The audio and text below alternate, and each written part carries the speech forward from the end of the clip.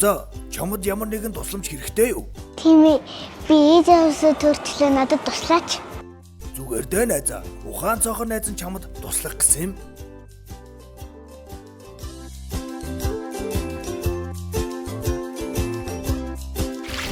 Хүүхдүүдээ, автомашины зогсоол нь бидний мэдих автозамын хөдөлгөөнөөс өөр боловч анхаарал болгоомжгүй гарцгүй хэсгээр зам гарах гэж буй тохиолдолд мөн адил аюултай байдаг шүү.